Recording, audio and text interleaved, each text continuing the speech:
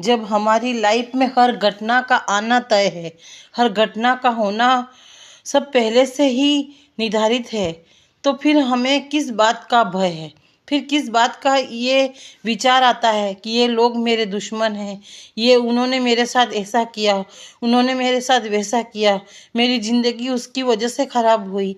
तो इन सारी नेगेटिव भावनाओं को सोचना क्यों, जब हम सब जानते हैं कि हमारी आत्मा यहाँ कुछ कर्म करने के लिए आई है, या तो कुछ देने के लिए आई है या कुछ लेने के लिए आई है।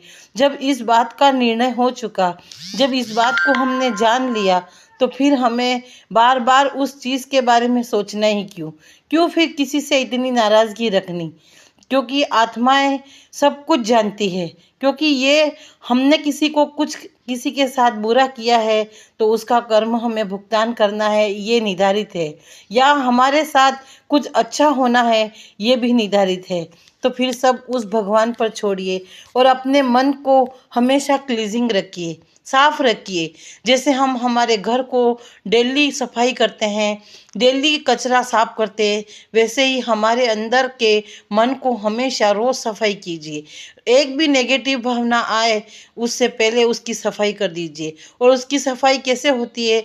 सुबह मेडिटेशन के समय, सुबह सुबह अमृत वेला में खुद को शांत रखकर परमात्मा से जब अब हमारी आत्मा जुड़ जाती है, तो वो हमारे अंदर के सारे कचरे की सफाई कर देती है और वो कचरा कोई जमा होने ही नहीं देती है। फिर घर को इतना क्लीन कर देती है कि हमारे अंदर ऐसी भावना आती ही नहीं है। जब हमें क्यों किसी के बारे में बुरा सोचना? अगर कोई हमारे साथ बुरा कर रहा है, गलत कर रहा है, तो ये उसका कर्मा होगा, वो उसको लौटाना होगा, क्योंकि ये भी सब तय है। जब इस बात को भी जानते हैं कि भगवान सर्वत्र है, सब कुछ देख रहा है, तो फिर इस बात को क्यों भूल जाते हो कि कोई आपके साथ बुरा कर रहा है तो क्या वो देख नहीं रहा है?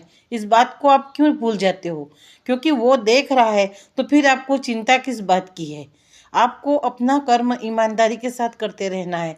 किसी के साथ कोई भी बुरा नेगेटिव भाव अपने अंदर नहीं रखना है।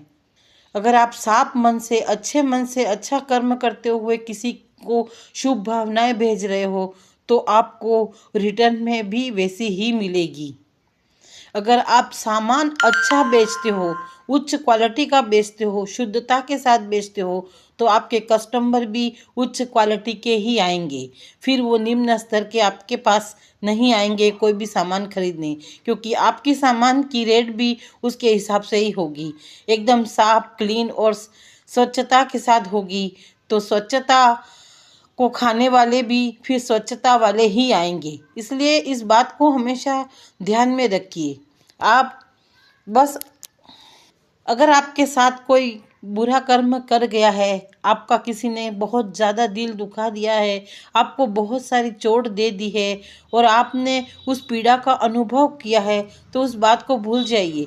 क्योंकि उस पीड़ा को अपने अंदर नहीं रखना है, क्योंकि ये भी कर्म था और ये तय था। अगर वो नहीं आता तो आप उस बात को नहीं समझते और आप भगवान से नहीं जुड़ते, आप अपनी आत्मा से नहीं जुड़ते और आप इस बात को कभी नहीं समझ पाते कि आत्माएं यहाँ कर्म करने के लिए आई।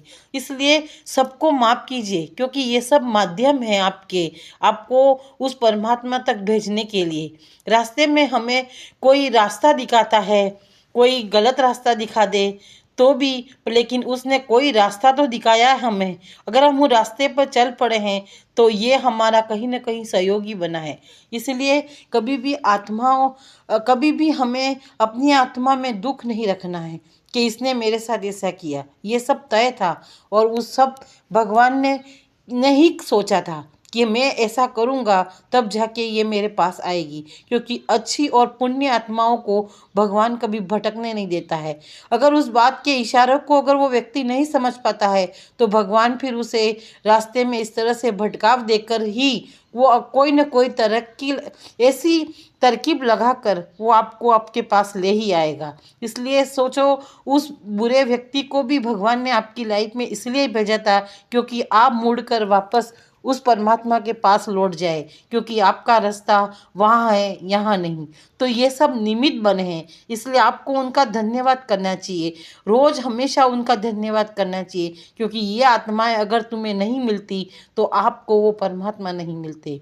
इसलिए मन में कोई भी ग्लानि ना रखे और आपके कर्म को ईमानदारी के साथ करते रहिए, लगातार करते रहिए और भगवान पर भरोसा रखिए। भगवान सब अच्छा ही करते हैं। आप एक आत्मा है, इस बात को नहीं भूलें, क्योंकि यहाँ हर कोई अपना एक कर्म करने के लिए ही आया है और कर्म की प्रधानता सबसे बड़ी है। Thank you so